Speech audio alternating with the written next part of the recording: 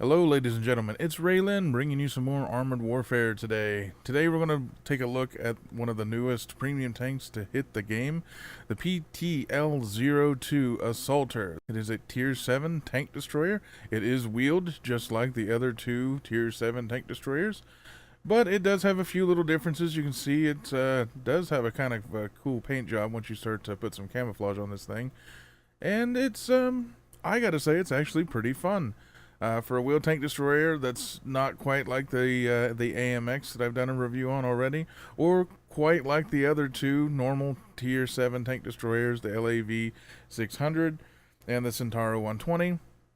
This is once again very similar to the M1134 tank destroyer.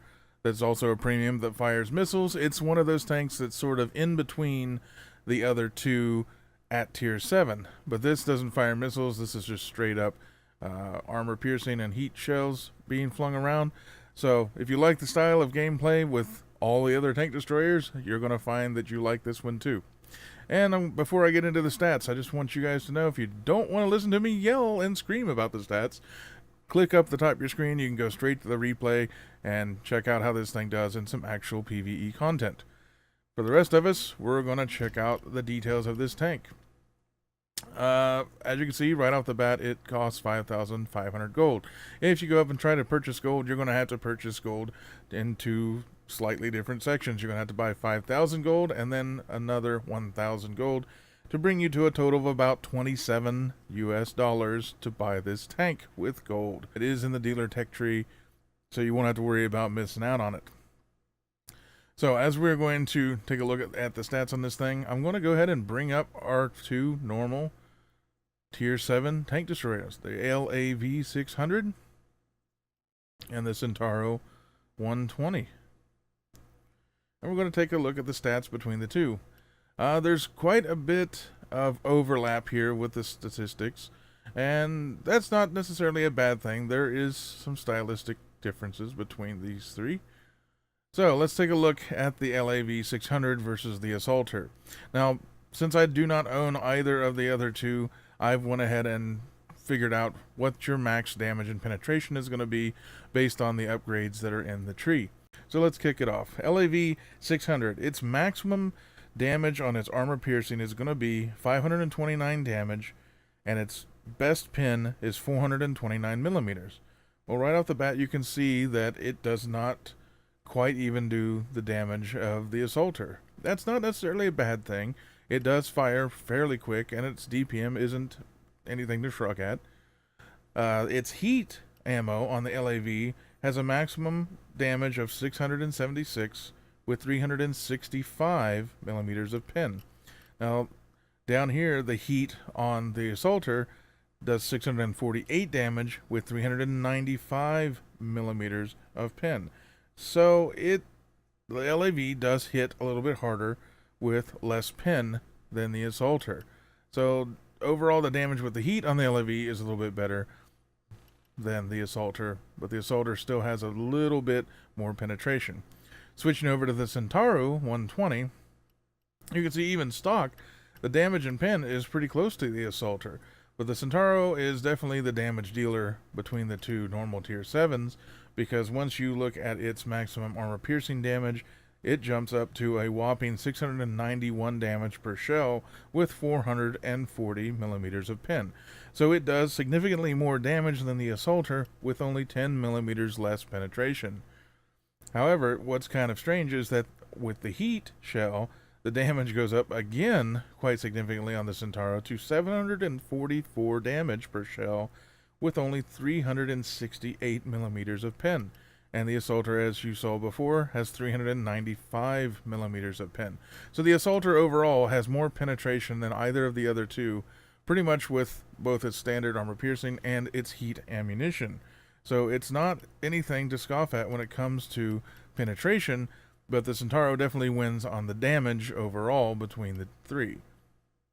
Moving down, the damage per minute is obviously going to be skewed because I do not own these two tanks, so don't think that this is what they're going to stay at, but the Assaulter does, with my retrofits and crew as such, 7,568 damage per minute. That's pretty good. It's pretty much on par with the AMX. It did a little bit more than this, but this is not bad at all.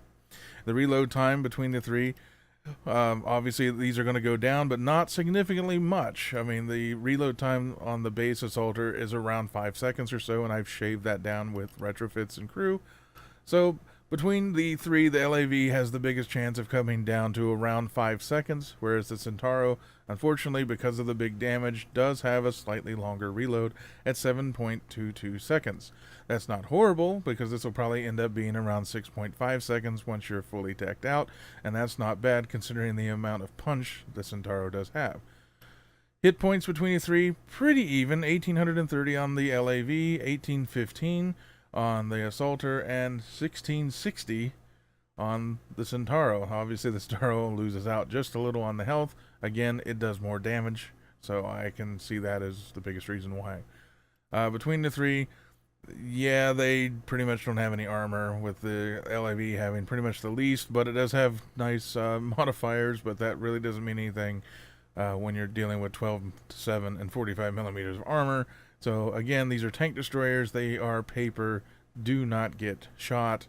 Do not get shot at. Stay far back in the bushes and unload your monster damage on the enemy team. Moving down. Speed on the LAV-600. Once you've got it decked out, this thing's going to get from 0 to 32 kilometers an hour in 3.53 seconds, which is a blistering fast acceleration. And the whole traverse is going to max out at 59.7 degrees a second. That's not bad.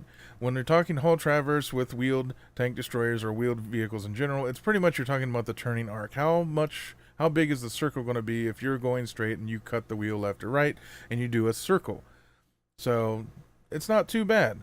The assaulter, 0 to 32, it only takes 4.17 seconds. That's still not too bad. It's better than the stock of either one of these. And the whole traverse is 44.8 degrees per second. Now you're getting slightly sluggish. You can see that this is already decked out, and I've got my crew in a retrofit. So this is kind of almost as good as it's going to get. The crew, as they level to level 5, this will get just a little bit better, but it's not going to come anywhere close to even the LAV-600. And as you can see, even the max speed is about 20 kilometers an hour slower than the LAV-600. If we jump over to the Centauro, it's even faster than the LAV, so that's much, much faster than the assaulter. Its 0 to 32 kilometer stock beats the crap out of both of the others, and even once it gets its max engine, it drops even further to 3.15 seconds on 0 to 32 kilometers an hour. That's extremely fast. That's almost better than most light tanks. And the whole traverse does go up to 51.4 degrees per second. Doesn't quite max out over the LAV-600, but it does get much faster acceleration, which I think in a lot of ways is a very big thing to have when you're dealing with something like a tank destroyer that is very large target with no armor. So the assaulter is not the most mobile of tank destroyers, but then again, it's also not exactly slow. It's going to reach 81 kilometers an hour pretty often. You don't need much of a run up to get to that speed and get away or get into position to be sniping. So it's not bad, but these two definitely beat it in the mobility department. Camouflage, even stock, the LAV-600 blows it away with 0.28. The assaulter has 0.23.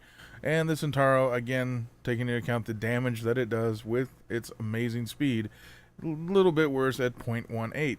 All of these are going to be going up slightly once you put actual camouflage on it. The assaulter went up from about 0.21 to 0.23 or so. So 0.28 will probably be at like 0.31, and this will probably actually top at around 0.2 or 0.21, somewhere in there. View range, 417 on the LAV, 447 on the assaulter, and 402 on the Centauro.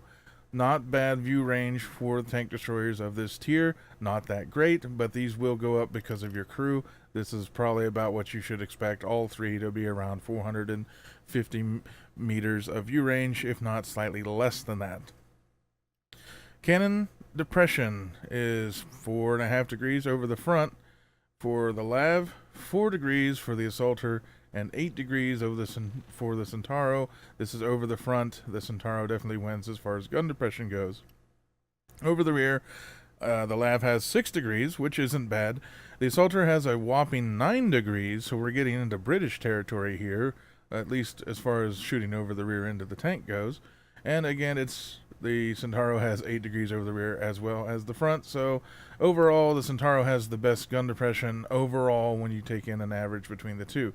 But the Assaulter does have the unique ability to, kind of like the Expeditionary tank, to spin the turret backwards over the ass end of the tank and drive backwards and have pretty good gun depression. And considering how large this thing is, you may want to do that because it is sort of a rear-mounted turret with a long front end. All of these are basically kind of the same style. So you don't really want to pull out around a rock. You're going to have to pull all the way out and expose your entire tank, side on most cases, to fire off a shot. That's probably why they thought this was kind of a cool trait. So either way, all three of them have kind of crappy gun depression except for the Centauro. 8 degrees is pretty good. Over the front, over the rear. So at least this tank doesn't have to play too weirdly if you don't want to. I would definitely suggest with the Assaulter and the LAV that you're going to be pulling out backwards, spinning the turret around, and firing off the rear end of the tank. Accuracy, 0.09 on the LAV-600, really good, and that's base. That's what it starts with, so that's going to go even lower with your crew and your retrofits. The Assaulter got 0.09 as well. Again, with my crew and retrofits, that's pretty good. It'll get a little bit better, but not by much. But then you get over to the Centauro. Again, unfortunately, with the big boom comes the big wow. What is that? The accuracy, 0.15. That's kind of crappy. I mean, now you're talking Russian amounts of accuracy here. But you will, as always, improve that with your consumables, your retrofits, and your crew. So, it'll get better. It'll probably be around 0.11 by the time that you finish up all your upgrades. So, again, it's not horrible, but it could be a little bit better. But that's not going to take away much from the tank because it does hit like a giant truck. Aim time, 2.7 seconds on the LAV-600. That, again, will improve, as always, with all of your upgrades. It's 2.34 seconds on my Assaulter. I've got more on the reload speed than on the aim time reduction, but 2.3 seconds is about what I would like to see maximum. I mean, anything under 2 seconds I think is very good aim time, and you don't have to kind of use your retrofits and crew to get it better than that. So too much over this and I would be starting to worry about being vulnerable while aiming, especially at fast moving targets. The Centauro gets 4 seconds to aim that big giant cannon, and even reducing that with every retrofit and crew modifier you can get, you're probably still going to be looking at over 3.5 seconds worth of aim time on this thing. The Centauro is definitely a monster when it comes to the speed and its damage and sucking on the gun handling, unfortunately, between the three. Turret traverse, 38.6 degrees a second on the LAV, 59.63 degrees a second on the Assaulter, which is really, really fast, and 38.6 degrees a second on the Centauro, which pretty much matches up between the LAV-600. So the Assaulter definitely spins that gun and that turret around much quicker than the other two. These numbers, as always, will go up a little bit just based on your crew skills. So again, you can sort of see, much like the M1134, the Assaulter is sort of in the middle between the other two. It's not an extreme damage dealer, but it's not bad on the penetration. None of them have, an exceptional amount of health, and definitely no armor on any of them. They're all fairly quick, and they all turn fairly quickly. They have decent camouflage, they have decent view range, they have okay gun handling to go along with the crazy high damage per minute that they have. So at the end of the day, the Assaulter, again, is right in the middle. It doesn't hit as hard as the Centauro, but it hits harder than the LAV, but it's not as fast as the LAV, or it's not going to be as accurate, and it's not going to aim as quickly. But overall, you're trading some damage for speed on some, and some cannon depression and gun handling on another.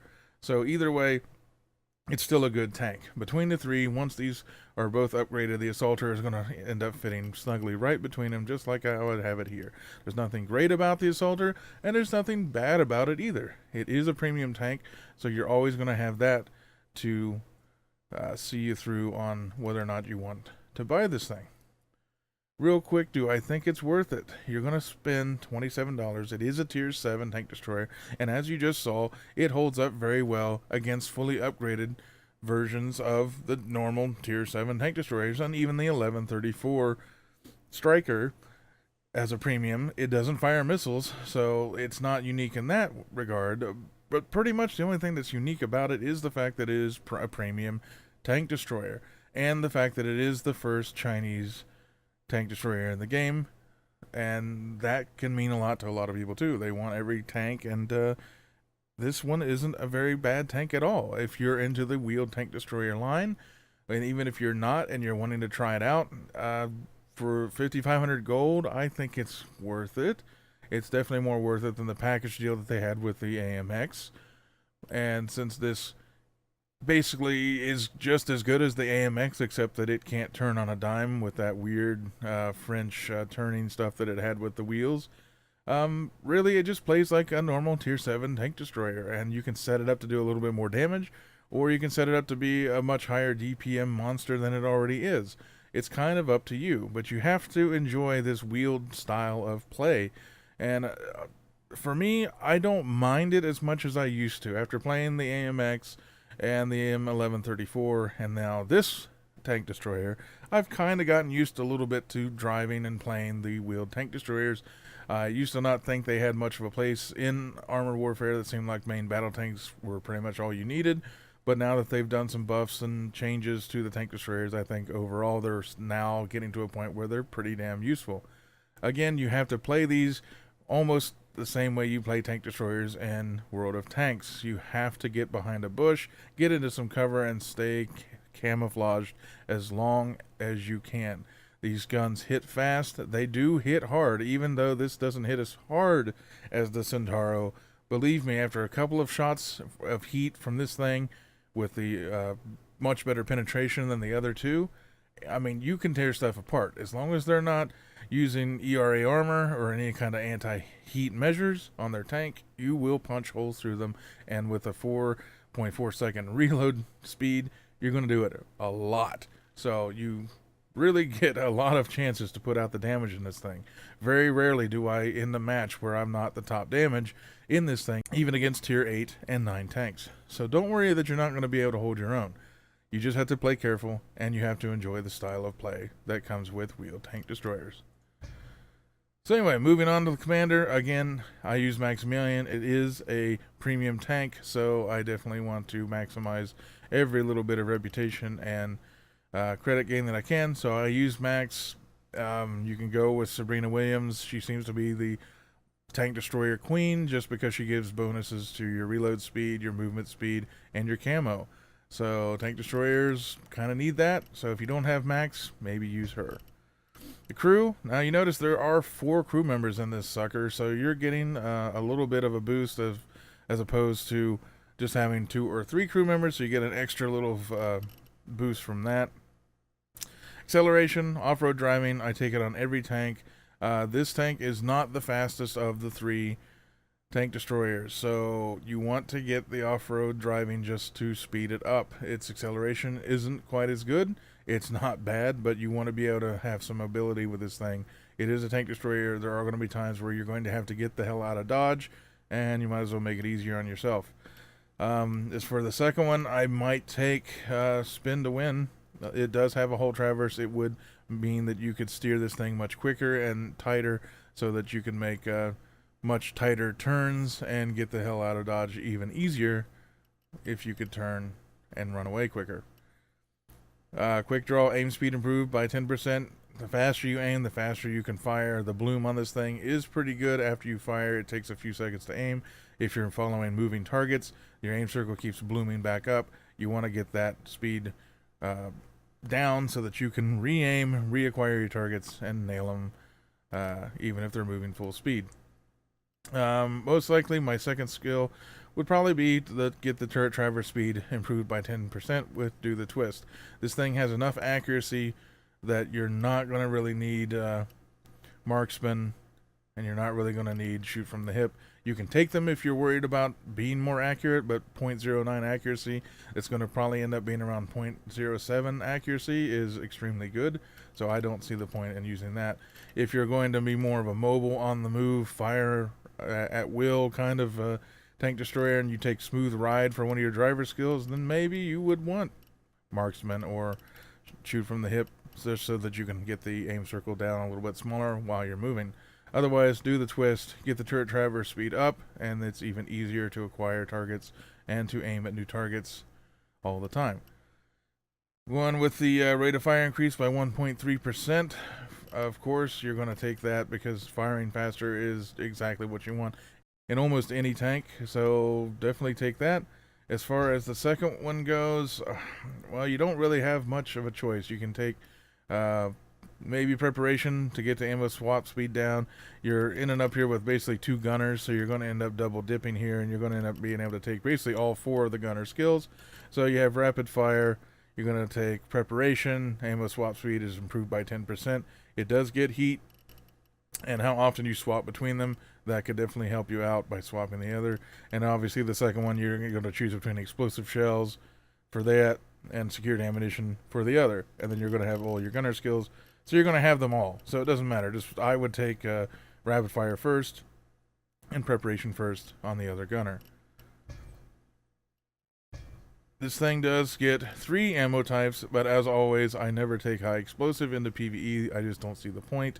So you're left with being able to hold up to 50 rounds of your favorite 2 shells, armor piercing, and heat. This is up to personal preference how much you take. This is a tier 7. Most tier 7s, 8s, and 9s have a lot of anti-heat armor, so you will have to decide if you want to risk taking more heat than armor piercing or taking a lot of heat. This thing fires very quickly. Going through 40 rounds can take you less than just about 2 minutes if you're constantly firing and just firing and firing. So keep that in mind, that you do run out of ammo really quickly with this. Consumables, as always, I take spare parts, energy drink, medical kit. I want the best of the best for my crew and my tank. You can take the less expensive repair kit and first aid kit. You can also take the protein bar instead of the energy drink, or swap it out for fire extinguishers, or maybe even the engine oils if you're worried about getting the acceleration up. That is all personal preference. I take the field rebuild kit. It is the more expensive of the 2 PvE rebuild kits. I like the field rebuild kit because this one gives you all of your ammo back and a full heal, back to full health when you use it, if you're alive. If you get caught in the middle of nowhere and trapped or surprised by the bots and they end up killing you, this will bring you back to life with full ammunition and 60% of your maximum health. That is extremely, extremely useful, but you're paying for it in the wallet if you take it. The high tier field maintenance kit basically gives you 20% of your health and all of your ammunition back when you use it. You die, you're out of the game. This is only for use when you are alive, so don't wait until the last second, because 20% of your max health isn't really that much. Keep that in mind, but it is cheaper. But no matter which one you take, please take one if you're going to play PvE, at the very least, if not to survive, to get your ammunition back. I've lost plenty of games in PvE because somebody either died when they could have healed and used their repair kit, or ran out of ammunition and were completely useless for the rest of the game because they didn't take one of these to get their ammo back. Retrofits, my favorite. Now this thing does get a universal slot, a firepower, a mobility, and a technology slot, so it gets one of everything basically. So I'm going to make it hit as hard as I can using the experimental propellant. Now you can go with chrome lining, you can go with the stabilizers, you can go with the actuators, whatever you want to set this thing up to be. You can go all damage, you can go aim time improvements with reload speed, which is exactly what I did with the gyroscopic stabilizers. I went with the rate of fire and the aim time. The faster you aim, the faster you fire in this thing, the longer you can stay alive, because you can shoot your way out of trouble if you're firing fast enough and hitting hard enough, and this thing does pretty much both as well as a tank destroyer can. Mobility slot, the acceleration is the problem with this tank. I'm not worried about going more than 80 kilometers an hour in any tank. It just gets a little bit too hard to control, and 80 kilometers is more than fast enough. I don't feel the need to go over 100, but If you do, you can swap this out for going to get your maximum speed up. For me, I went with getting the acceleration and the turning radius down with the whole traverse speed improvements. I went with intercom system. Your crew skills get a little bit of a boost. You could go with the braided Kevlar wiring. That gives your crew a little bit of a boost and makes it harder to knock out modules on your tank. If you're getting hit with artillery a lot, this might be something to think about. You could become a scout if you wanted. This thing has pretty good view range. You could up that up by using the optics if you wanted. But for me, I'm going with the crew skills to just in general give my entire crew a little bit of a boost all the time. And that, in a nutshell, is the PTL02 Assaulter. It is a Chinese Tier 7 tank destroyer that does kick a lot of ass. I have to admit, it makes me happy to see something like this because I don't have to actually go and buy the normal Tier 7 tank destroyers because a premium tank actually does almost as good, in a lot of ways as good. And I think this is pretty much a middle of the road between the other two. You're really not going to miss out if you go with this over them. And if you already have like the AMX, for example, then this is sort of just a side grade to that. If you already have the M1134, this is again another side grade to that. They all have a little bit of the same things going on with their guns, with their speed, with their health. So no one tank I could honestly say is better than another. The styles are a little bit different. Obviously, the AMX is wheeled, but it turns like a tracked vehicle. So that was a really important factor for some people that I noticed and had some conversations with people about. So that's why they spent the extra money and got the package. If you're just interested in just shooting things really fast and really hard and pretty much coming top of the damage in every game you play, this is the tank for you. I think it's worth $27. I think it's worth 5,500 gold. If you're not interested in the tank destroyers, obviously you're not going to get it. This is more of a tank for tank collectors and the people that like or did buy the AMX. Maybe they bought the M1134 Striker, and they're looking for a tank that is basically just a normal tank destroyer, sort of like the LAV, sort of like the Centauro. The Centauro hits harder. The LAV basically goes faster, has a little bit better gun handling. None of them have armor. Their healths are all close to the same. So they're pretty much the same tank. You're basically paying for a Chinese Tier 7 normal tank destroyer that just happens to be a premium. I think it's worth it, but now you can decide for yourself whether you think it's worth it. Check out this PvE replay coming up. So stick around. I'll see you on the battlefield. And here we are on Cerberus, one of the newer maps added to the game just a few patches ago. I actually like this map, but as far as driving tank destroyers on it, I generally had no idea really where to go. I'd played this map a few times over the few different tank destroyer times, but I'd always come over here thinking, well, I can probably get some shots. But at this point, I understood more or less that you're not going to get very many shots here because there's a valley down there, and pretty much you're going to be line of sight blocked the whole way. So I decided, what the hell, just for fun, I wanted to take a chance. Sometimes I've gone up here on this hill and gotten a few shots. That's why you see me doing the same thing this time. My team is just moving forward because you're not going to really sit back and spot anything. So I decided, what the hell, I'll put the speed to this thing to use. I'm going to go over here, and I've done this enough times in other tanks to know that most of the enemies come from the left side and not so much from the right. Except, of course, when I decide that I want to go down here on my own and I start spotting a lot of tanks. I see an artillery tracer coming from my right, so I know that that already is going to be sitting way in the back, and I thought, well, at the very least, I'll go try to find the artillery. And I know this hill here, this path, will give me some definitely good shots to the side and the rear of most enemies. And amazingly, the camouflage for that artillery was impeccable, I must say, because as you saw, I pretty much ran into him before I spotted him. So artillery players, yeah, your camo's pretty much broken, I have to say. Now from here, you're just going to see me doing what tank destroyers should be doing, and that's just wailing on the enemies as they have their butts and their sides to me. Now, I don't have all the shots that I hoped I would have had, but considering we're basically tearing these bots apart because they're, they're bots, but there's several bosses you have to fight on this map, but they spawn in places where I can definitely get some shots. Now, obviously, the train's going to be in the way of most of the tanks and whatnot, but there are tanks that keep spawning and keep moving in my team's direction.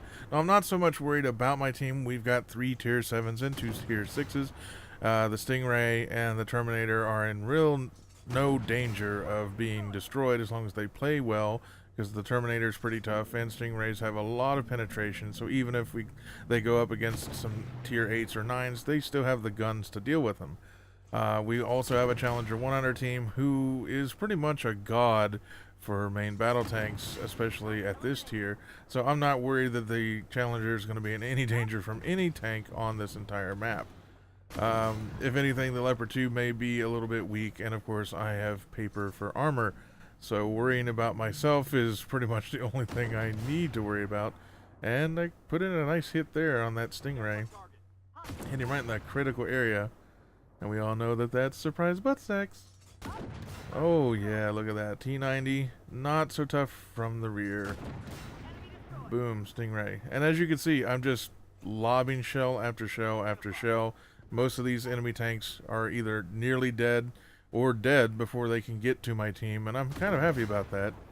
The Mirakava is slowly making his way, lumbering down the hill there to join his buddies, but since I spotted him, I went ahead and started just putting shells in. There's no reason not to. There's other tanks there. Thankfully he fired, so he got spotted. I just start laying in the shots. I'm not going to move. I'm in a pretty well defended and protected area to where even if the enemy starts to fire, I can at least pull behind the rocks. There's no more artillery fire coming in, and boom, take out the Terminator 2. Auto cannons are the bane of pretty much any tank destroyer in the game, because they just do full damage every time they shoot at you. You're not going to bounce shots. You're not going to do anything against them. They're just going to unload their entire clip, and since you have no armor, they're really not going to bounce, so you have to be careful. Terminator 2s definitely start showing up a lot in tier 7 and tier 8 matches, so if you're seeing a lot of Terminators and Terminator 2s, be aware that if they see you, they're going to destroy you very, very quickly. Got a couple of unlucky bounces, doing some track damage here on the T90s. My team is playing very defensive. I'm glad, although we did lose one of our guys. It was the Leopard. Poor Leopard. I wish they had armor, but unfortunately they don't have very good armor, at least not on the hull. They are decent on the turret. Their hull down is pretty good, but against these kind of tanks, hull down, it's kind of hard, especially in the area they're in. However, since we lost that guy, it means that I get to suck up even more awesome damage in this thing. And of course, I start seeing fire coming in. As you can see, this thing is very large, so it's very easy to spot it. And I keep getting spotted just by stuff that is over the hill. Even though I have some of these bushes and a decent camouflage value, just the fact that I'm firing such a large cannon pretty much means that you're not going to be able to stay hidden unless you're really far off in the distance. Now, I've done this before in an AMX, and I knew that there were going to be plenty of tanks I could come over here and shoot at. I have no idea where that shell went. It looks like it just barely sailed across his bow there. But it is a Terminator 2. I want to make sure that I'm laying in as much fire as I can, because they are dangerous, especially to me, and don't need them out there. Now, 9 degrees of gun depression over the rear is really good for most tanks. But as you can see, even that, just the angle of these rocks and whatnot, still isn't enough to actually aim down at these guys. However, I do have them spotted, which is helpful for my team, because they are going to be fighting 2 boss tanks. But if they move out, I can definitely start taking shots at them.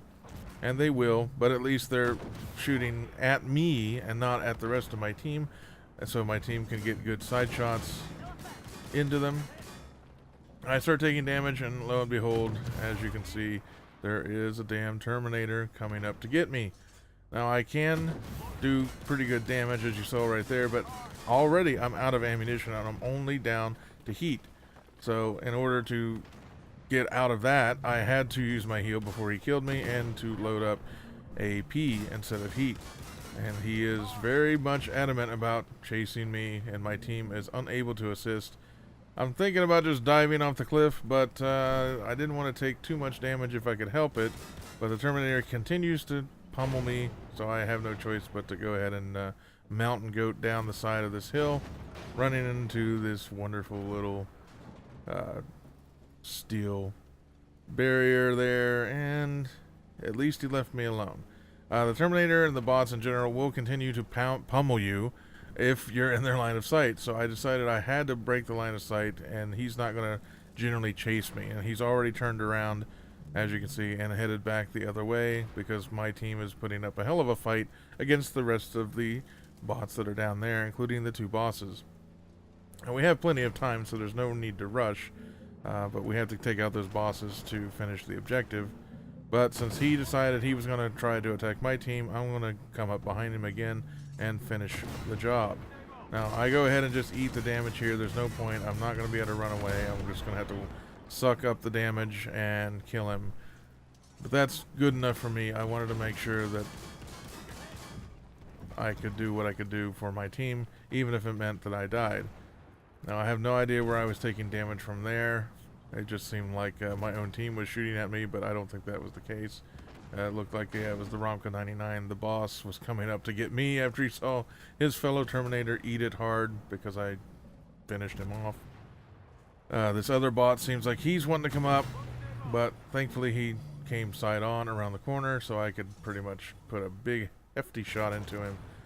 My team is getting whittled down. Of course, our challenger is, as you can see, very, very healthy. The Terminator is there finishing off this boss, and this game is pretty much won and over. I can't really assist here without destroying myself by cliff diving, so I decide better against doing that. So overall, as you can see, very rapid fire, a lot of damage, 6,000 reputation, 219,000 credits. I came in top damage, over 18,000. I could have done more if I wasn't running for my life from a Terminator, but as you can see, if you can get into a very decent sniping position and the enemies are just rolling in front of you, you can light them up and continue to light them up until they chase you down and destroy you, just like any tank destroyer in the game should be doing. I just happened to luck out that that map worked out the way it did, and I got into the position pretty early because this thing is pretty fast, and that is always something that you want to have in a tank destroyer. As I said, do I think it's worth it? Yeah, I think it's worth it. If you're not interested in tank destroyers at all in Armored Warfare, and especially because they have wheels, this is not going to really change your mind. The AMX would probably be the tank that might change your mind about playing the tank destroyer, since it does play more like a tracked vehicle than a wheeled vehicle, and it's not as giant as this thing is. This is a pretty big tank. All three of them are pretty big, including the other premium, the M1134 Striker. So if tank destroyers are something that you're interested in playing in Armored Warfare, but you don't want to go through the whole tree just to get down to tier 7, this is pretty much the exact same as the LAV-600 and the Centauro 120. It's not going to hit as hard as the Centauro. It's not quite as fast or quite as accurate as the LAV-600, but dude, it's right in the middle. And to be honest, for $27 is not bad. At least it's not in a package deal, so it's not something you have to rush out and get. It's in the tech tree, so you can get it whenever you want. And it's a tier 7, and tier 7 and 8s are really fun. And I think this tank is pretty damn good for what it is. And if you like that style, again, you have to like the style. And even if you don't, maybe you don't know for sure if you like the style, and this will save you going through all of that grinding to go down the other normal tech tree and get the normal LAV-600 and the Centauro. This will save all that trouble. You can just get this and say, man, yeah, I really like how they do the tank destroyers in Armored Warfare, and I want this. So I think it's a good deal. I think it's a good tank. It's definitely one of the better ones. But anyway, that's going to do it for this video. I just want to let you guys know that the replays that you guys have been sending in will no longer work in the latest patch. They seem to be going the World of Tanks route, where every time they come out with a new patch, it breaks old replays and you cannot watch them. It won't even allow you to bring them up in the game to rewatch them, and that kind of sucks. So keep those replays coming, though. I have the email address down in the description. if you get a funny replay, any tier, PvP, PvE, whatever, just something interesting happened in a game and you want me to check it out. And if I get enough of them, I'll do a little replay compilation of some of the funny moments and things like that and that are going on out there with you guys and gals. And hopefully once they allow me to start gifting tanks and packages to people, I'll be holding contests and replay contests and all kinds of fun stuff. I'm just waiting for them to pull the trigger and let me do it. But anyway, we're going to have some reviews coming up. They've released the new collector edition tanks. They are on the website. You can buy them. It costs you $100 though, and you only get 2 tanks and some credits and some premium time. But you get 2 very interesting tanks, one of them being the Challenger 1 Falcon. The other is the M60-2000. Both of them quite unique tanks. Both of them fairly beastly. Reviews on those tanks coming up here within the next few weeks. I'll let you know if it's worth it or if it's not. But that's going to do it for this video. I hope you enjoyed it. I hope you liked it. I hope I was giving some useful information for you all. If you did enjoy it, please press the like button down below. It does help out the channel. And if you haven't had a chance to subscribe to my channel, you can click down at the bottom of your screen right now to get all the latest updates when I put up a new video on Armored Warfare or other games as they come around. Anyway, that's going to do it for this video, people. I hope you enjoyed it. Take care, and I'll talk to you all next time.